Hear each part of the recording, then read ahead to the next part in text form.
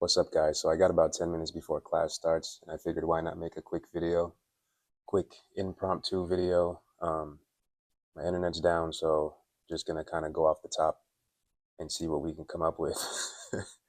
But I wanted to talk about time management, and putting your foot on the gas. I'm gonna try to stay on those three topics. Obviously, I don't have a script, so bear with me, but hopefully you can extract some value from this.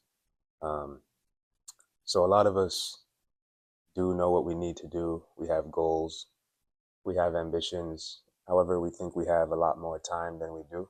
A lot of us think we can waste our 20s and then we can kind of start picking it back up in our 30s and then get somewhere when you're 40. But I think a lot of times that's the biggest mistake you can make because it assumes you can't die at any moment. I think that people should have a lot more respect for death and a lot more fear of the fact that you could pass away at any moment. We all have friends from high school, the heroin addict, the person who got hit by the car, and it was shocking to us that one day they just didn't exist anymore. And that literally could be you. So, with that frame of mind, I think it's important to treat every moment as precious as you can, be really present within that moment, like allocate 50% of your energy on that moment, but 50% of your energy on the future. And then the past should literally be pretty much discarded, aside from the lessons that you've learned from the past and the things you can take in order to help you with the future. So the only importance really when it comes to the past, in my opinion, and this is always all my opinion, I could be wrong, I'm gonna evolve over time. I'm sure I'll be a completely different person in 5 years, but what I say stands at the age that I'm at and the experiences that I've had. The past should only be regarded when it comes to lessons to help you with the present and the future. The past, it's already done. Like, it doesn't matter. A lot of us have a lot of deep feelings and emotions about our past. And I just think that's a really soft approach to life, unless you're taking lessons and extracting them from the past and then using them in the present and the future. Back to that healthy fear of the fact that you could die at any moment. So I use a calendar. Um, I use Google Calendar, and I never stick to it, really.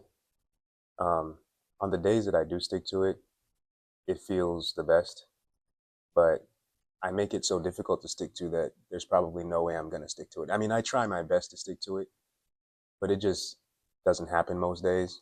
I would say maybe 25% of the days I execute every single thing I was supposed to do on that calendar, but I try to respect life by stacking my calendar with things that are conducive to success and picking who I want to be in 5 years and then trying to actually take the steps necessary to get there. A lot of us don't pick who we want to be. We let life kind of shift us and move us around. When I was 27 or 20, yeah, I was 27, I filed for divorce. And that was the first time I realized like I could actually do what I want on this planet. And that was a complete eye opener for me. I was about to clear my throat, but I know that somebody's gonna be like, you keep clearing your throat in your videos. So I'm trying to clear my throat less. I don't know what it is, but honestly, it's because probably because I have an accent, like, and the way I speak in this accent, it does something to my throat for some reason, and I always have to clear my throat. But when I talk like if I was back home in Dominica, I doesn't clear my throat as much. It's almost like it opens up my airwaves. So that's a little thing about me. I was born on an island. I have a different accent. I just know how to use both to not stand out because I don't always want to stand out. Sometimes blending in is the most important thing, the best way to do it. Back on topic. I try to stack my calendar in a way that it's gonna push me towards who I want to be. So I realized that I could take life into my own hands. The way I got into the marriage was that people pretty much kind of convinced me, pushed me into it. They were making decisions for me. I didn't even buy the ring that I gave to the girl. Her mom bought it. And then I paid her mom back. Like, how crazy is that? And I didn't even realize these were not my choices. I didn't realize I was being manipulated. And I don't hate these people or anything like that, but it's just kind of like people will do with you what's best for them. So they'll spin you around if that's what makes sense for them. They'll spin you like a Beyblade if it makes sense for them. And you got to be the one to be like, yo, stop. I'm not going to be spinning just because you tell me to spin. I'm not just going to do exactly what you want, how you want to do it. And when you start doing that, people start to not like you and you become a dangerous person because they realize like, oh, this dude's going to do what he wants. Like, whoa, you know what I mean? Like I literally will. So I double down on the fact that I can do exactly what I want within certain limitations, obviously. So like right now I'm at my job and no one knows I'm doing a video, but I'm still not going to curse because I know someday somebody's going to look at the video and be like, oh, he was cursing at his job. Like as if you don't curse at your job. But because it's on video, you're going to act like I'm some bad person. Like people are so goofy. So I just stopped listening to them. Like now I do what I want within certain limitations. Even with my kids, I raise them how I want. I talk to them how I want. I do what I want. As long as it's legal, I'm doing it the way I want to do it. And I trust myself to make the proper decisions and not do it in a negative way that's going to impact anybody in a negative way. It's literally an isolated situation. I'm a circle. I'm inside of that, and I'm doing what I want within my circle. You don't have to be in here.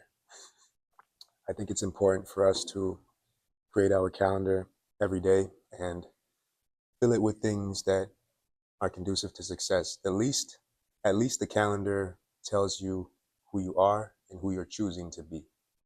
You're not letting life do what it wants with you. You're not picking up phone calls all day just because you're there and you have no actual direction. If I put that I'm making a video for 30 minutes or I'm editing a video for an hour, no one's going to reach me.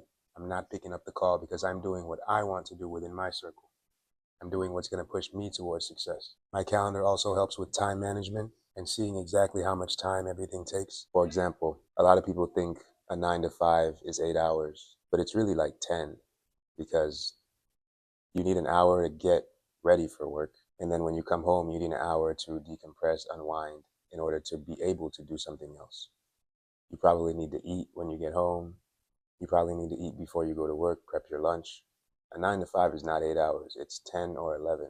And if you have a long commute, it could be 12. So when you put in your calendar that you work from 9 to 5, but then you put in there that you wake up at 7:30 and then you can't do another activity until 6:30 because when you get home, you got a few things you got to do before you walk out or before you actually decompress enough to do something different.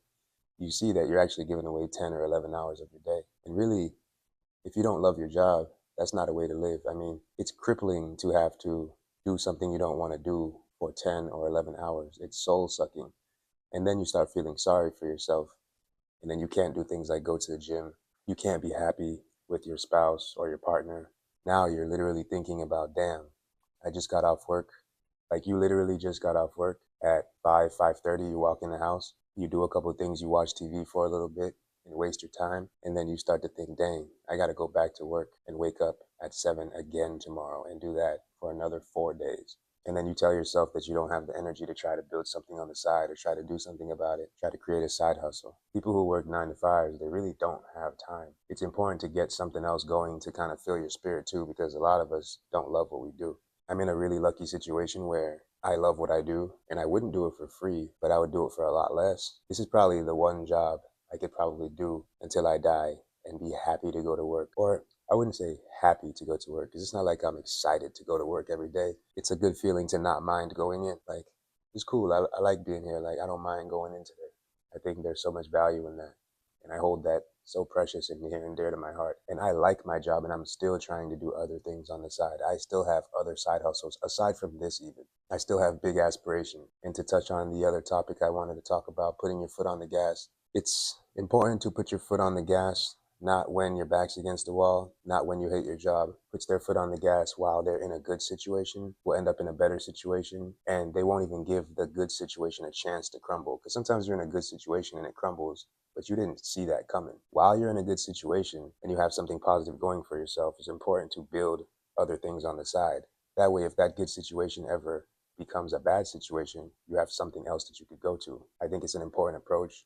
I think it makes sense to build multiple safety nets. Why sit back and think that this one thing's going to work out or it's always going to feel good? Maybe someday you won't want to do that. So you should always have an option to pivot at a moment's notice. It gives you leverage. It gives you power. Leverage and options is always going to be the best way to go. Anyway, I'm going to wrap the video up. If you take nothing else from this, I clear my throat a lot. Leveraging options is the best way to go. Give yourself safety nets. Use a Google Calendar to really curate your day and let it tell you who you're trying to be. Even if you put on there, you play video games for 2 hours, now you get to see that you play for 2 hours. You get to see that you put that on there, and which is fine. I have that on mine because it helps me. Well, it's not because it helps me to be more productive. It's because I like doing it. But when I get off of it, I do have more energy to kind of go do other things. And if I don't do it, it's almost like something that I'm missing for the day. Like I like to have that little moment to decompress before I start back up and do other things. Pick who you want to be in the next 5 to 10 years and then work towards doing that. I literally have a vision for the way I want to look, the way I want to eat, the house I want, the way my kids are supposed to turn out. Now, that's a whole nother topic. I know some of you are gonna be like, oh, you don't have control over your kids. Shut up. I know. But I'm going to try to put them on a certain path, okay? So they can be who they want. I'm not controlling their future. However, I'm going to put certain things in front of them to make it more likely that they go down this path and not take heroin. As you can tell, kids are a touchy subject, and I'm bringing it up to myself and getting upset at myself for bringing it up because I know somebody's going to say something at some point. Not now, but 5 years from now, somebody's going to go back, oh, he thinks you can control his kids. No, you're goofy. That's what it is. Anyway, that's the video for today. Hopefully you take some value from it.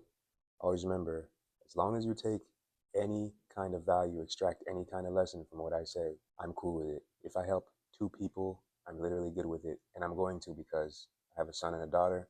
They're going to watch this. At least they're going to know who their dad was. Anyway, that's the video for today. More to come. Talk to you guys soon.